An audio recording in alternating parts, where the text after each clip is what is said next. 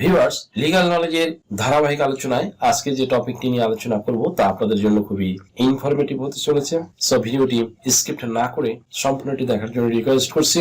আরো রিকোয়েস্ট করছি, চ্যানেলে যারা নতুন, চ্যানেলটি লাইক, শেয়ার, কমেন্টস এবং সাবস্ক্রাইব করে পাশে থাকা বেল আইকনটি প্রেস করে দিন, যাতে পরবর্তী ভিডিওর নোটিফিকেশনটি খুব সহজেই পেয়ে যান। সো আর সময় নষ্ট না করে মূল আলোচনায় চলে যাই।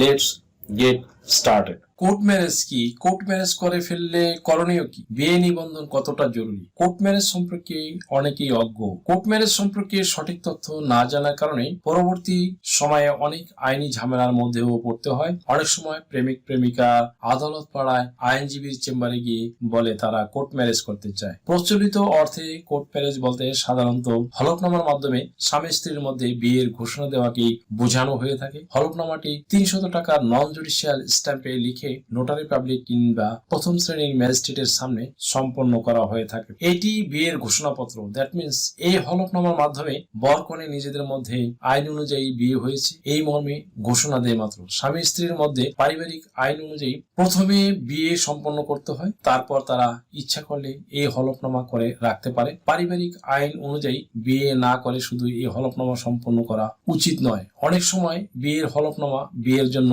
আইন অনুযায়ী প্রযোজ্য শর্তগুলো না মেনেই হলফ করা হয়, বিশেষত সাক্ষীদের উপস্থিতি ছাড়াই। এতে বিয়ের হলফনামাটি পরিপূর্ণ হবে না। আইনি জটিলতা এড়ানোর জন্য এই হলফনামাটি অনেক সময় সহায়ক ভূমিকা পালন করে। এই জন্যই কোর্ট ম্যারেজ যৌথ হলফনামা করে রাখা অনেক ভালো।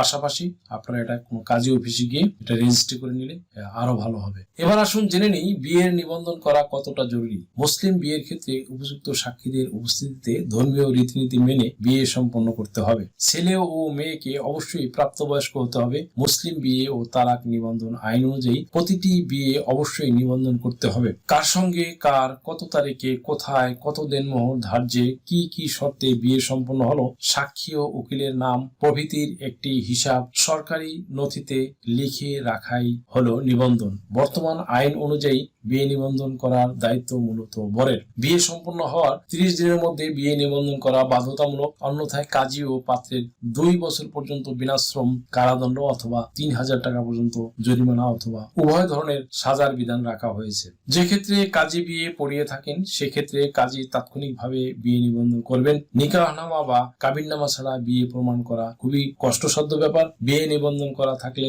তালাকের ক্ষেত্রে নির্দিষ্ট পদ্ধতি অনুসরণ করা সহজ হয়। স্ত্রীর দেনমোহর ও ভরণ পোষণ আদায়ের জন্য কাবিননামার প্রয়োজন হয়।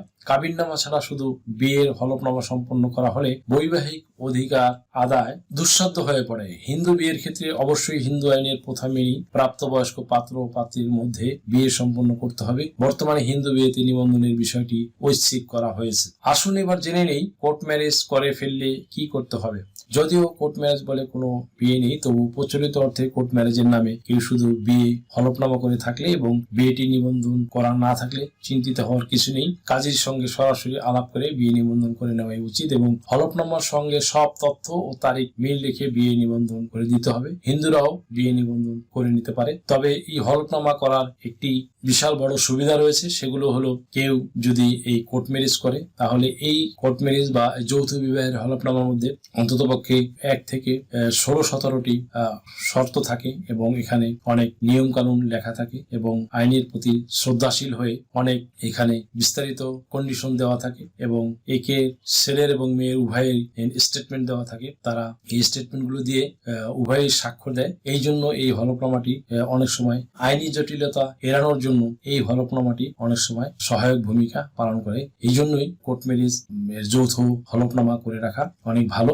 পাশাপাশি আপনারা এটা কোনো কাজী অফিসে গিয়ে এটা রেজিস্ট্রি করে নিলে আরো ভালো হবে। সুপ্রিয় দর্শক মণ্ডলী, আশা করি ভিডিওটি থেকে সামান্যতম হলেও উপকৃত হয়েছেন। যদি ভিডিওটি আপনাদের সামান্যতম উপকার আসে তাহলে রিকোয়েস্ট করব চ্যানেলটি লাইক, শেয়ার, কমেন্টস এবং সাবস্ক্রাইব করে পাশে থাকা বেল আইকনটি প্রেস করে দিন, যাতে পরবর্তী ভিডিওর নোটিফিকেশনটি খুব সহজে পেয়ে যান। সো আজকের মতো এখানে শেষ করছি। দেখা হবে অন্য কোনো দিন, অন্য কোনো ভিডিওতে, অন্য কোনো আইনি কন্টেন্ট নিয়ে। সেই পর্যন্ত সকলে ভালো থাকুন, সুস্থ থাকুন, নিরাপদে থাকুন। আবারও সবাইকে ধন্যবাদ জানিয়ে এখানেই শেষ করছি। আল্লাহ হাফেজ।